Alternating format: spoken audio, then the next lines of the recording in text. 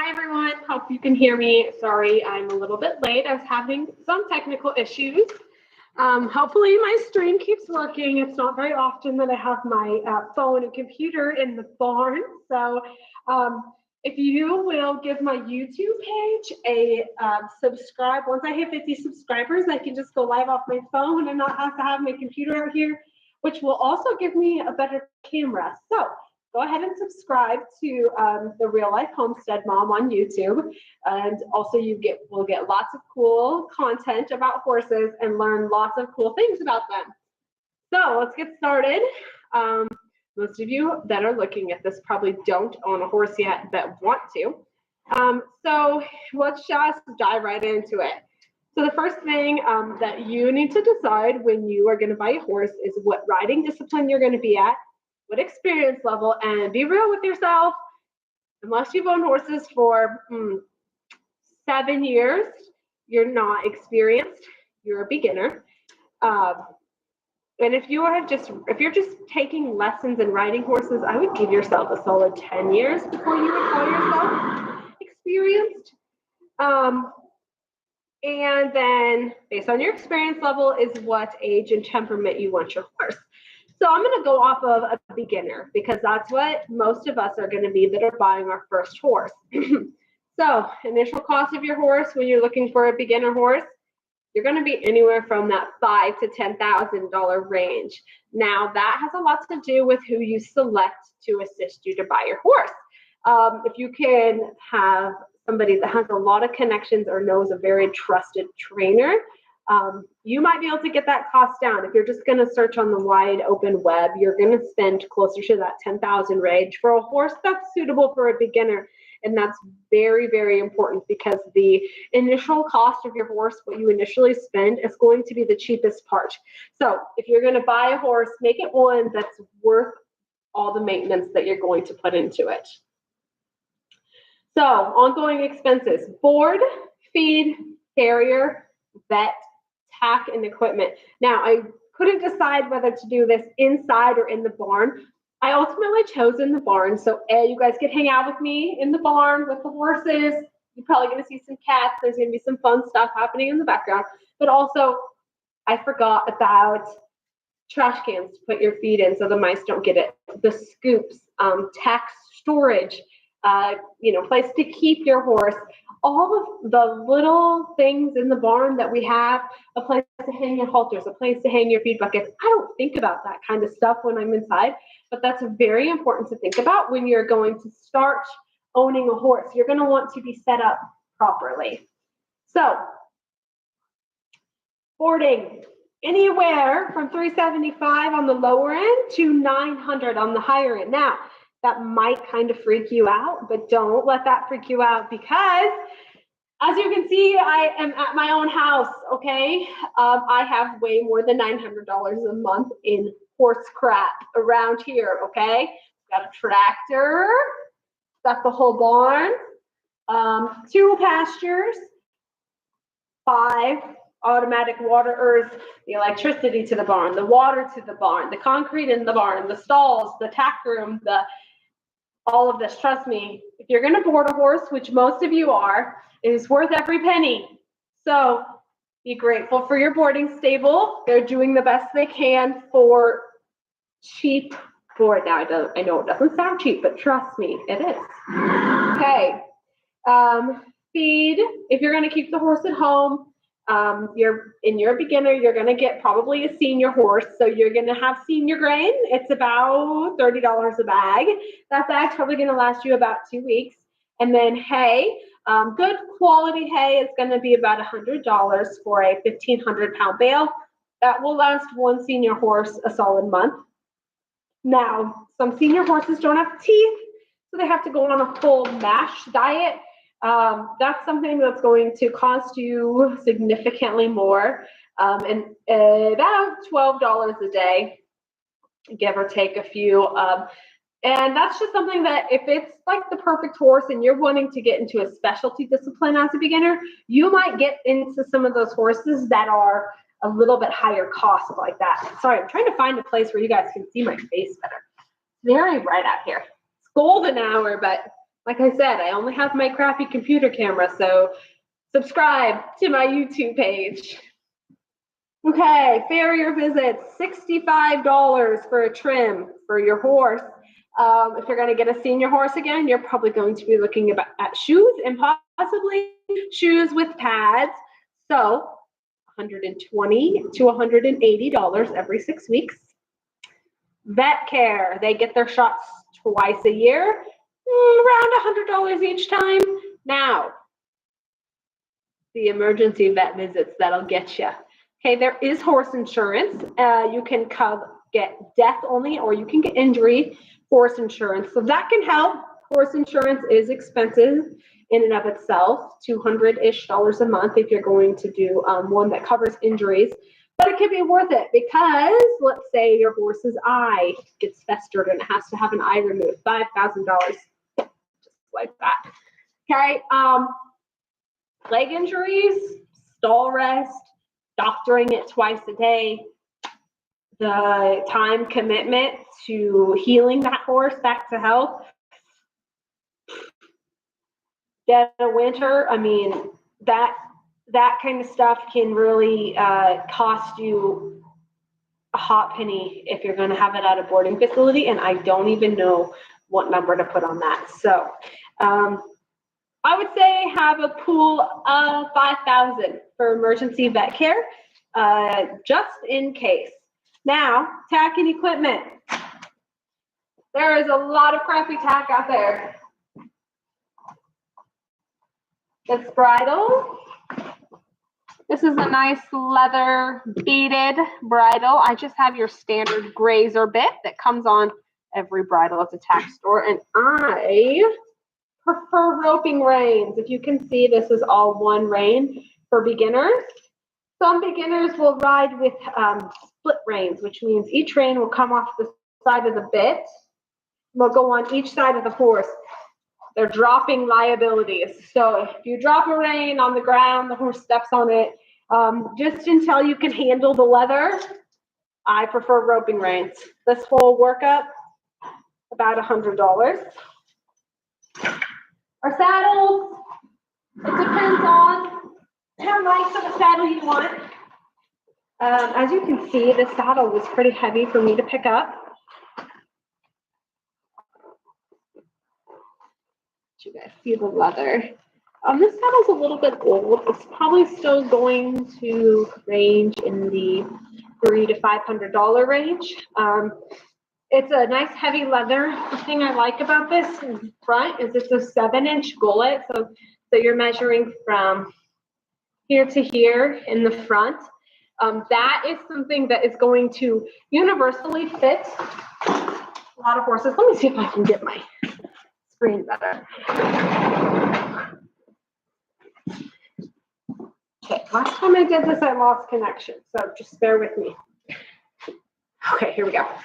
Okay, let me show you guys this saddle again. So, get that later. There we go, you can see this now. Nice wide front of the saddle. It's gonna fit those old horses' withers really nicely, which is what you're gonna want, a good saddle fit. It'll save you in the long run if you get a saddle that fits your horse correctly. Okay, helmets, everybody wear a helmet.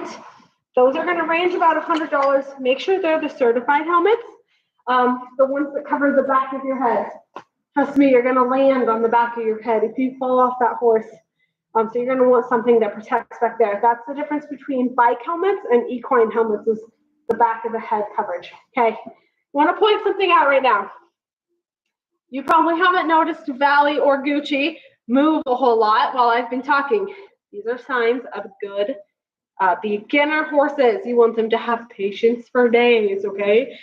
You can't figure out how to get something untied on the saddle. You want them to stand there. If you need to take a little longer to get on, you want them to stand there. Leaving all 4 feet on the floor, or on the floor, we all heard that in school. That is a good thing. Okay, to find the right horse, work with the trainer. I can help you. DM me, TikTok, Instagram, YouTube, any of them. If you need help, I'm here for you. I'm willing to do it. I can watch you test ride a horse virtually for a private session. I know it is very hard to find trainers and trainers that have time to go with you to look at the horse, and a lot of them charge 10% of the purchase price to go with you. DM me, I will schedule a Zoom meeting with you or whatever. Again, my goal is to make horses affordable for everyone online. So small fee just to cover my time, but I want to help you. That is my goal in all of this. Visit multiple horses. Notice I have two out here. These are two Kidbroke horses, but I'm going to show you the difference in their personalities. Ask for history and records. Somebody please make a horse fax. There is a Carfax. Somebody please make a horse fax. It would be amazing. We need to register these horses, and we need all of their vet treatments to go under their names. It'd be amazing. There isn't one. So you can ask for history and their records, and hopefully they will give them to you. Although in all of my experience, I have had to beg and plead and call vet offices, and nobody wants to release the records. Again, people are scared of getting a horse with miles. Don't be. It's worth it in the end. Okay, vet check, pre-purchase exam. This is where I got these horses out for. Okay, so as you can see, my old man Gucci here, you can see he's standing a little bit stretched out, okay? So he is what we call a little bit navicular, okay? So you can see he's maybe a little tender on those front feet there. Okay, I'm gonna turn this to see my concrete a little bit. Okay. Someone tells you they can lameness check the horse in an arena and it has 8 inches of soft sand. Red flag. You cannot. You lameness check them on concrete. Okay, I will show you here.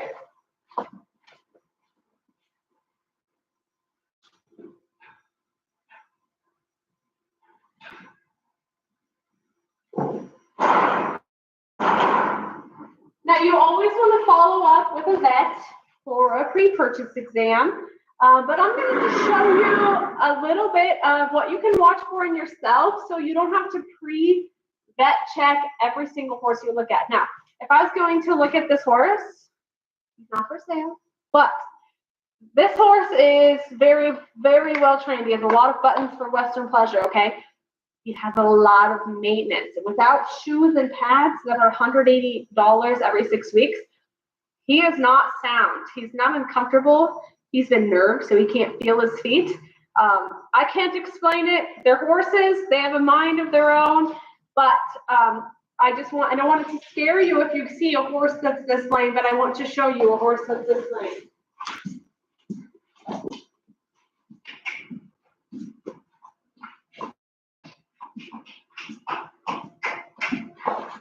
Watch for his head to bob as we trot.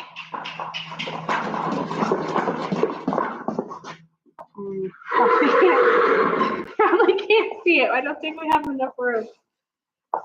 I'll try it one more time.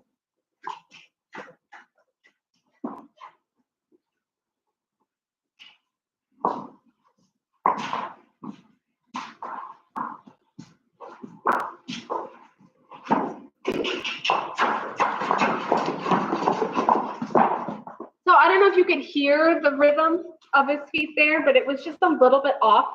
It wasn't a perfectly steady rhythm. He's going to smell my computer here. Here's another example of a Kidbroke horse. I have the computer on a shiny metal trash can. Loud noises. He doesn't care.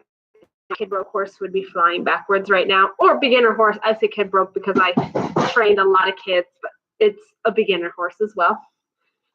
Okay, so I realized that I need my phone for a camera. Subscribe to my YouTube page so I can go live on my phone. I'm learning with you guys here. I'm learning how to teach online, and you guys are learning about horses, hopefully. So, temperament check. As you can see, he's very sweet, likes to be in your bubble. Geldings are usually more like that. I don't know, they just are. Okay. Vet check. temperament test ride. Okay, so if you have a horse and you go to get on this horse and the person has to hold the horse for you, the horse doesn't stand still when you get on. The horse has got its head in the air, looks like it's ready to go again. Follow your gut. If you do not feel safe, do not test ride the horse. Be very careful, especially if you are a beginner. People will try to say that their horse is a beginner horse, and it won't be. So please, the less they move their feet, the better. And if you don't feel comfortable, don't ride it. Don't feel bad about going there and passing up an opportunity. Your safety is the #1 priority. Okay, when you feel like you have found the right horse, my fair game is that you can offer 10% off of the purchase price without being offensive. Everyone is a little attached to their horses and they're going to price them a little high, so including myself. So if you go to look at a horse and you like it, I feel that you can offer 10% less without being offensive. Always get a contract in writing, and then transporting your horse. It's $1 a mile. That's probably a good day if you're going to transport your horse. So make sure you are looking within your budget and your budget for transporting a horse. And remember all the initial costs of saddle, boarding, the emergency vet fund. So make sure when you're planning that you consider all of that stuff. I was going to ask if there's any questions. If you have any questions in the future, DM me. Let me know. I hope you enjoyed it.